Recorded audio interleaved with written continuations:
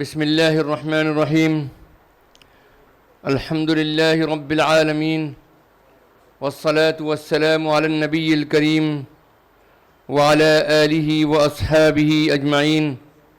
ومن تبعهم بإحسان إلى يوم الدين.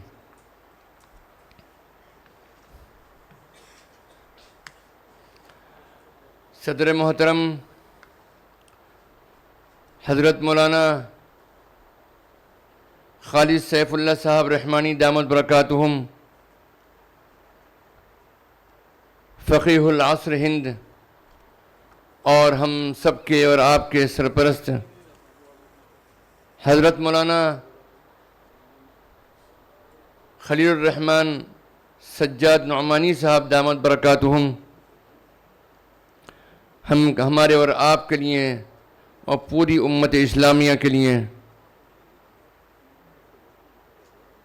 قابل فخر شخصیت، اور اسی کے ساتھ ساتھ ہمارے نوجوان سیکریٹری بورڈ حضرت مولانا عمرین محفوظ رحمانی صاحب دامت برکاتہم، جن کے کلمات نے ہمارے اندر دین کی حمیت اور اسی کے ساتھ ساتھ رسول پاک صلی اللہ تعالی علیہ وسلم سے سچی اور پکی محبت کرنے کا حوصلہ پیدا کیا، اور تمام اکابرین اور تمام ملی تنظیموں کے ذمہ داران اور اسٹیج پر بیٹھے ہوئے ہمارے تمام معزز شخصیات اور قابل احترام حاضرین مجلس، ہمیں بڑی خوشی ہے کہ آج ہم اور آپ ہندوستان کے جس تاریخی شہر بمبئی میں موجود ہیں، اس شہر کی ایک عظیم تاریخ رہی ہے۔ ہر دور میں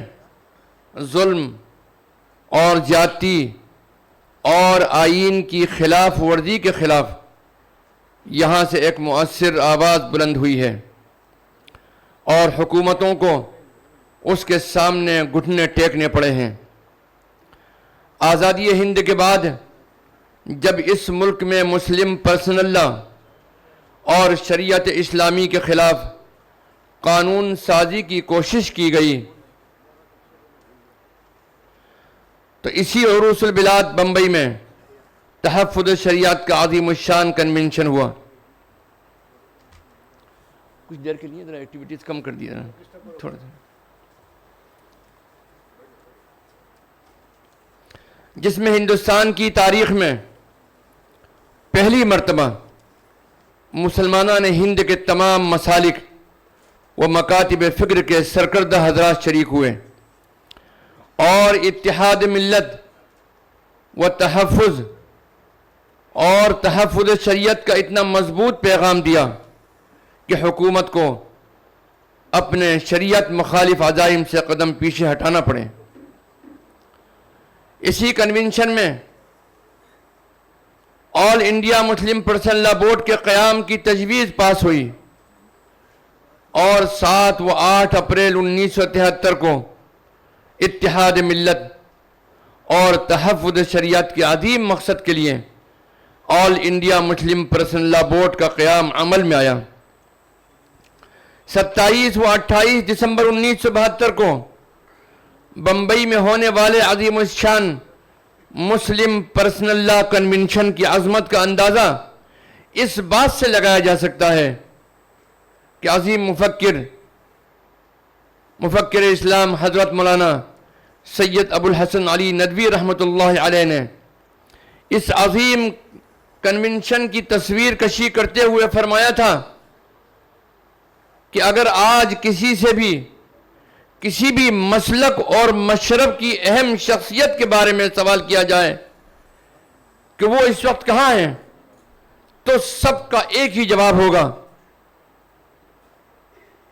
اور وہ یہ کہ وہ اس وقت بمبئی کے آزاد میدان میں ہیں۔ اس اجلاس نے جہاں امت مسلمہ کو بلا تفریق مسلک ایک پلیٹ فارم پر جمع کیا اور دنیا کو یہ پیغام دیا کہ امت محمدیہ علی صاحب الصلاۃ والسلام میں احکام شریعت کے اتباع کے طریقے کچھ مختلف ہو سکتے ہیں،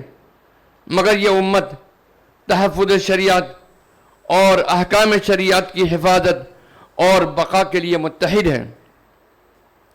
اور انشاءاللہ تا قیامت متحد رہے گی۔ وہیں حکومت سمیت پوری دنیا کو یہ پیغام واضح طور پر دیا کہ مسلمان اپنی شریعت میں کسی بھی طرح کی مداخلت کو برداشت نہیں کرے گا، اور ہندوستانی مسلمان کا جہاں یہ فیصلہ ہے کہ وہ اسی ملک میں پیدا ہوئے اور یہیں دفن ہوں گے، وہیں ان کا یہ بھی فیصلہ ہے کہ وہ اس ملک میں مکمل مذہبی آزادی اور دین و شریعت سے کوئی سمجھوتا کیے بغیر اپنے دینی شعار کے ساتھ میں رہیں گے انشاءاللہ۔ کسی شاعر نے کیا خوب ترجمانی کی ہے، جو جان مانگو تو جان دے دیں، جو مال مانگو تو مال دے دیں، جو جان مانگو تو جان دے دیں، جو مال مانگو تو مال دے دیں، مگر یہ ہم سے نہ ہو سکے گا کہ نبی کا جاہ و جلال دے دیں۔ یہ تاریخی شہر بمبئی ہندوستان کی اقتصادی تقدیر لکھنے کا کام کرتا ہے۔ جو بھی آواز یہاں سے بلند ہوتی ہے وہ دور دور تک جاتی ہے، اس کا اثر دور دور تک اور دیر تک رہتا ہے۔ آج جب ایک بار پھر وقت ترمیمی بل 2024 کے ذریعے حکومت ہند ہماری شریعت میں مداخلت کی کوشش کر رہی ہے، ہم سے ہماری مذہبی آزادی کو چھینا جا رہا ہے اور ہمارے آئینی حقوق کو کم کیا جا رہا ہے، ایسی صورت میں اس ناانصافی اور آئین اور دستور ہند کی خلاف ورزی کے خلاف عروس البلاد بمبئی سے جو آواز بلند ہوگی، انشاءاللہ اس کا وزن حکومت ہند کو بھی محسوس ہوگا۔ ہمیں آج بمبئی میں منعقد ہونے والی اس عظیم الشان تحفظ اوقاف کانفرنس سے آل انڈیا مسلم پرسنل لا بورڈ کے متحدہ پلیٹ فارم سے مضبوط اور متحدہ اور واضح پیغام دینا ہے کہ وقف کو ختم کرنے اور اسے کمزور کرنے کی کوشش مذہبی آزادی میں دخل اندازی اور دستور ہند کی خلاف ورزی ہے، اسے قطعاً برداشت نہیں کیا جائے گا۔ وزیر داخلہ کا وقف ترمیمات کو طاقت کی بنیاد کے اوپر منظور کرانے کا عزم بالکل غیر دستوری اور غیر جمہوری ہے۔ اگر حکومت نے اس بل کو پاس کیا تو مسلمان آئینی اور جمہوری طریقے اپناتے ہوئے تاریخ کا شدید ترین احتجاج درج کروائیں گے انشاءاللہ۔ اس لیے ہماری حکومت ہند سے اپیل ہے کہ وہ ہر دھرمی کا رویہ چھوڑ دے، اس ملک کو دستور اور آئین کے مطابق چلائے اور تمام شہریوں کے آئینی اور جمہوری حقوق کے تحفظ کو یقینی بنائے اور اپنا راج دھرم نبھائے۔ میں تفصیل میں جائے بغیر صرف چند سطروں میں ایک بات یہ آپ کو واضح کر دینا چاہتا ہوں کہ وقف کو شریعت اسلامی اور مسلم معاشرے میں بڑی اہمیت حاصل ہے۔ وقف اللہ کے قرب کو حاصل کرنے اور اللہ کی عبادت کرنے کا ایک بہترین اور عظیم طریقہ ہے۔ یہ کوئی عام مسئلہ نہیں بلکہ اللہ کی عبادت کا مسئلہ ہے۔ اب اللہ کی عبادت کیسے کرنی ہے، اس کے مسائل اور اس کی شرائط شریعت اسلامی کی روشنی میں علماء کرام طے کریں گے۔ یہی مذہب کا، عقل کا اور دستور ہند کا بھی تقاضا ہے کہ کسی بھی مذہبی معاملے کو اس مذہب کے علماء اور عمائدین کی رائے کے مطابق طے کیا جائے، جس کی ضمانت آئین ہند کے آرٹیکل 25 اور آرٹیکل 26 میں دی گئی ہے۔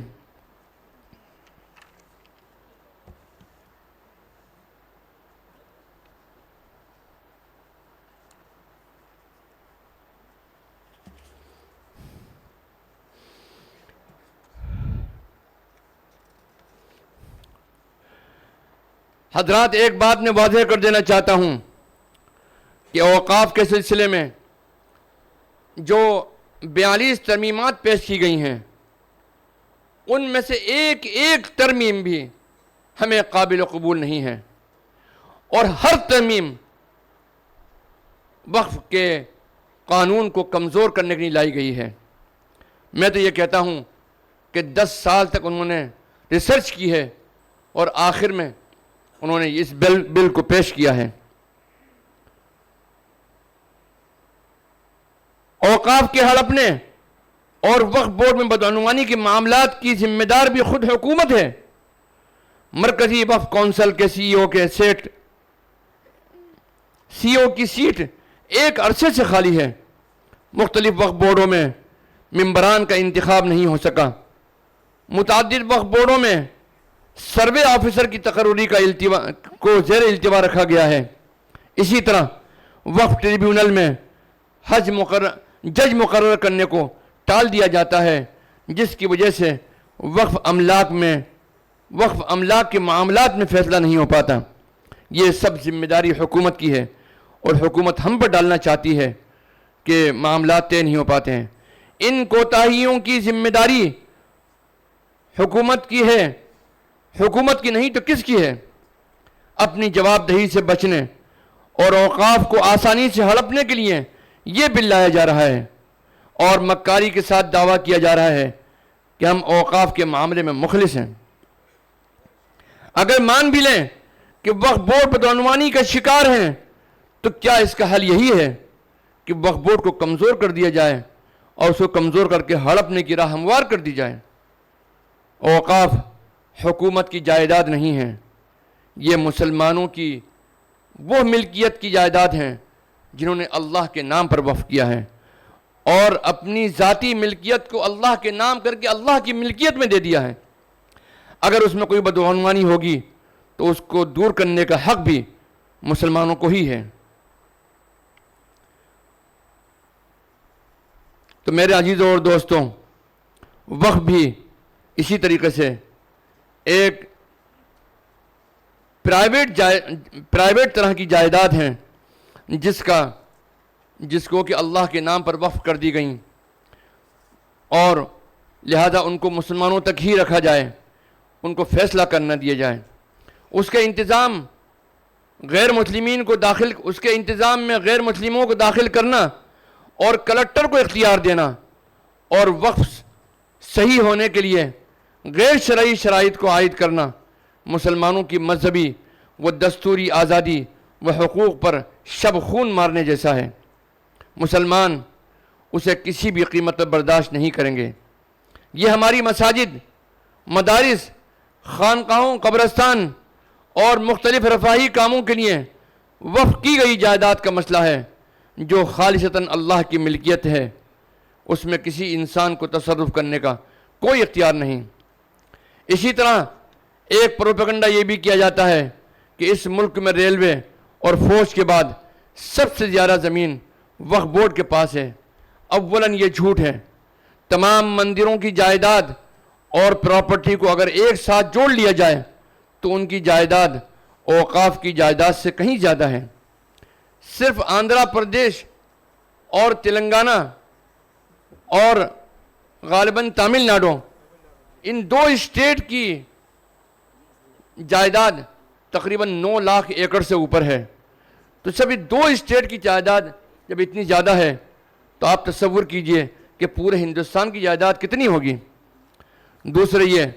کہ وقف بورڈ نے کوئی عوامی اور سرکاری ملازمین کو وقف نہیں بنایا ہے، سرکاری زمین کو وقف نہیں بنایا ہے، بلکہ ہمارے آباء و اجداد نے یہ زمین اللہ کے راستے میں دان کی ہے اور خالص اپنی ذاتی زمین وقف کی ہے۔ وہ کم ہو یا زیادہ،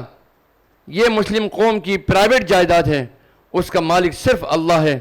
مسلمانوں کو صرف اس کی آمدنی سے نفع اٹھانے کی اجازت ہے۔ حضرات محترم، حکومت ہند نے 8 اگست 2024 کو پارلیمنٹ میں جو وقف ترمیمی بل پیش کیا، جو ابھی جے پی سی کے سامنے زیر غور ہے، یہ کوئی عام قانون نہیں بلکہ یہ شریعت اسلامی میں کھلی مداخلت ہے۔ وقف ہمارا خالص مذہبی معاملہ ہے، اس میں صرف اور صرف مسلمان ہی کی رائے اور فیصلہ قابل قبول ہو سکتا ہے۔ مسلمان ہی طے کرے گا کہ ہمیں وقف کا انتظام کیسے کرنا ہے۔